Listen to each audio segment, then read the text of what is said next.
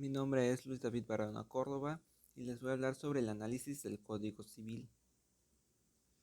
Como introducción, aquí existen diversos negocios jurídicos dentro del Código Civil del Estado, ya sea que se lleve a cabo fuera del territorio mexicano, pero se tenga que realizar lo pactado en las cláusulas dentro del territorio mexicano o del territorio del Estado. Para eso existen diversas regulaciones para que se realice de forma legal. Además de que mencionaremos sobre los temas de lo que son los contratos y los negocios jurídicos. En los artículos 15 y 16 del Código Civil del Estado de Quintana Roo nos menciona sobre los efectos jurídicos de los negocios, que eso se va a regir si se ejecuta dentro del territorio del Estado y es un contrato extranjero, sobre las leyes federales se va a regir. Además tenemos diferentes elementos esenciales del negocio jurídico. Uno de ellos es la voluntad, que se encuentra del artículo 171 al 178, que aquí se habla sobre los esqueletos de los contratos, que la interpretación que se haga sobre todo esto va a ser en beneficio de la parte más débil en el aspecto económico y cultural. Tenemos del objeto de los negocios jurídicos, que se encuentra del artículo 179 al 182, que aquí el objeto jurídico debe existir en la naturaleza y debe ser determinado, además de existir en el comercio, y debe ser de forma clara y se debe dar la posibilidad jurídica. Tenemos la ilicitud de los negocios jurídicos considerados en sí mismo, que solamente lo habla el artículo 183, que es ilícito todo negocio jurídico que no produzca los efectos legales necesarios como negocio jurídico, y el autor y las partes incurren en faltas graves contra de la ley y van a recibir una sanción por ello. Se habla de la solemnidad. La solemnidad se encuentra en el artículo 184 y 185, que este es, a falta de este requisito, que si así lo expresa la ley, no, no va a producir los efectos jurídicos, a menos que se exprese lo contrario, y es un requisito de formalidad.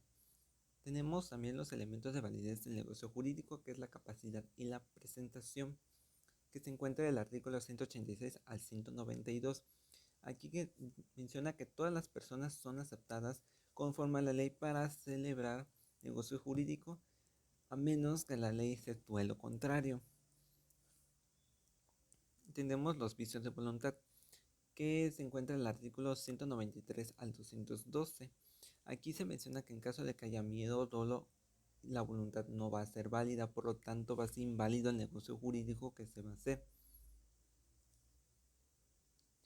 Tenemos de la licitud el motivo o causa de los negocios jurídicos, que se encuentra en el artículo 213 y 214.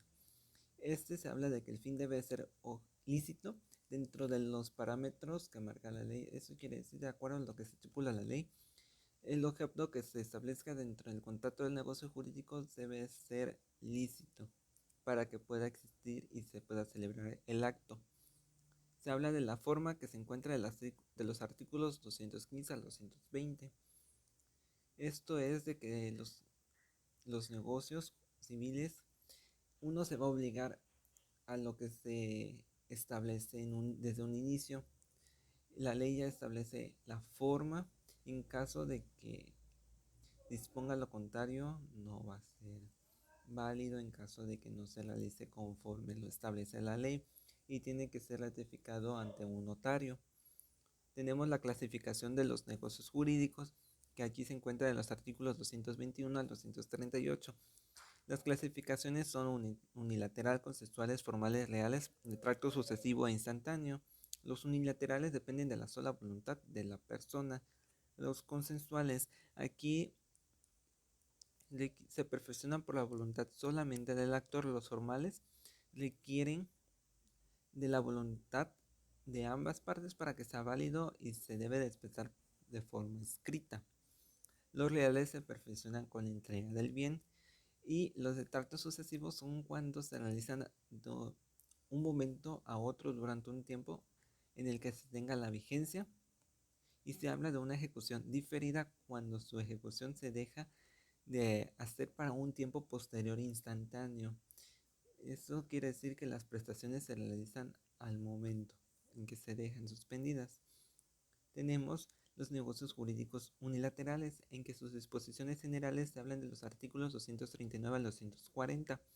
Aquí se habla de que todas las personas son capaces para obligarse a la declaración unilateral de su voluntad, siempre y cuando sea lícito. Tenemos de la oferta de las personas indeterminadas. Aquí se habla de los artículos 241 al 244. Ese es cuando se realiza a un tipo de contrato de la oferta hecha mediante la declaración de la voluntad a favor de personas indeterminadas. Esto quiere decir que hay un oferente y un ofrecido. El oferente se conoce, pero el ofrecido no, y en caso de que sea de conocimiento público, el escrito debe depositarse en las empresas correspondientes a la publicidad y debe estar ese firmado en caso del oferente. Y en caso de que no sepa firmar, debe de tener su huella digital debidamente impresa. Se habla de la promesa de recompensa en los artículos 245 al 250. Esto es que mediante anuncios la persona se comprometa a una recompensa, tiene la obligación de cumplir con lo que promete. Se puede anular y esto debe de ser de la misma forma en que como se publicó. Se habla del concurso de promesa de recompensa en los artículos 251 y 252. Este es que se fija dentro de la promesa de recompensa un cierto plazo para designar a la persona a quien se le va a otorgar la recompensa en los términos en que se emita la convocatoria. Se habla de la estipulación de un tercero en los artículos 253 al 258. Esto quiere decir que el tercero a quien vaya dirigido la prestación sea obligado con el promitente y además puede exigir el cumplimiento del contrato ese tercero. La expedición de documentos civiles a la orden y al portador de los artículos 259 al 276. Puede obligarse a una persona a la cláusula, a la orden. Esto se entiende a los documentos que son nominativos.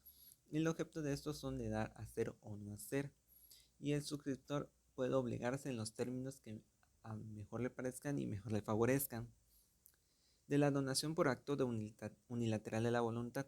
Esto es que toda persona tiene la voluntad y es capaz de transmitir gratuitamente una propiedad de bienes muebles. Se habla de las estipulaciones y cláusulas que pueden establecer los negocios jurídicos. Aquí se habla del autor o también de las partes del negocio jurídico y estos pactan las cláusulas que crean convenientes y además eso debe tener como requisito la licencia del negocio jurídico. También tenemos de los negocios jurídicos celebrados en fraude de los acreedores. Aquí se habla de los negocios jurídicos celebrados en perjuicio de su acreedor. Pueden anularse a petición de este ya que no le es favorable. Esto se habla de los artículos 300 al artículo 313 y de la simulación de los negocios jurídicos. Aquí se habla de que es simulado cuando se confiese que sea falso a lo que en la realidad ha sucedido en ella, que todo movimiento que se realiza no sea de forma real, solamente es algo ficticio. Se habla de los artículos 314 al 321. Tenemos de la rescisión de los negocios jurídicos, que se habla del artículo 316 al 372. Aquí puede haber una rescisión de los negocios jurídicos cuando sea por mutuo consentimiento o cuando una de las partes no cumpliera con lo que hubieran pactado y demás casos que la ley establece. La posibilidad sobreviniente. Eso se habla cuando las partes hubieran llegado a ser parcialmente imposible y la otra puede escoger la deducción equitativa de su obligación en caso de la rescisión de un negocio. Eso se habla del artículo 373 al 377. Tenemos también lo que es la excesiva onerosidad sobreviniente. Esto es de que en cualquier momento en que se ejecute el contrato, ya sea de forma bilateral o continua, en un periodo o de forma diferida, la prestación de una de las partes haya llegado a ser excesivamente onerosa. Esta parte puede demandar la rescisión o la modificación del negocio de forma equitativa y su modalidad en que se debe de ejecutar. Tenemos de la invalidez, convalidación, conversión y conservación de los negocios jurídicos. Como primera parte se habla de las nulidades, en el artículo 382 al 413. Aquí tenemos de que la manifestación de la voluntad que emite un menor de 7 años, una persona privada de su inteligencia, ya sea por idiotez o por locura, se habla de que será nulo, ya que no cuenta con todas sus capacidades al 100 para decidir libremente su voluntad que quiera plantear y no se vea afectada por alguna persona tercera. Se habla de la convalidación de los artículos 403, 414 al 421. Aquí se refiere que es dentro de un negocio jurídico el titular de la acción de anulación. Este renuncia a impugnar el negocio jurídico afectado de nulidad relativa. También se puede hablar de la confirmación. Eso se puede dar de forma expresa o tácita y no se exige el concurso de la parte a cuyo favor se hace. Se habla también de la conversión en el artículo 422 y 423. La conversión se puede dar de un efecto a otro de forma distinta, pero la forma válida es que si ocurre un negocio jurídico nulo, se reanudan los elementos legales de fondo y forma, y esto permite que se admita por medio del actor al haber conocido su invalidez del negocio, el cual resultó nulo y no se pudo lograr. Se habla de una conservación además en los artículos 424 y 425 cuando se ha denominado el negocio jurídico para producir efectos que el autor quiso o desearon en esencia.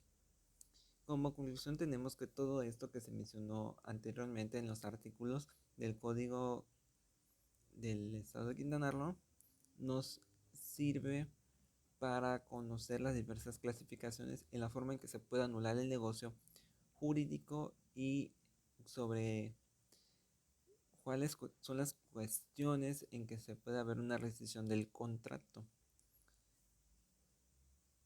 La biografía que se utilizó es el Código Civil para el Estado Libre y Soberano de Quintana Roo y por mi parte es todo.